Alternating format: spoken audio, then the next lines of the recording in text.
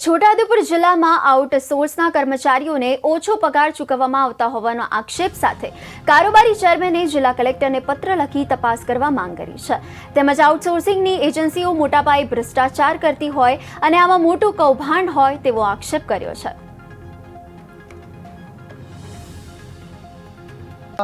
જે આઉટસોર્સિંગમાં કામ કરી રહ્યા છે, જે કર્મચારીઓનો પગારમાં કૌભાંડ થઈ રહ્યું છે, જે એજન્સી એમને ઓછો પગાર આપી રહી છે, એ કોમ્પ્યુટરમાં અલગ અલગ ચાર્જ બતાવીને ચાર્જ કરી રહી છે।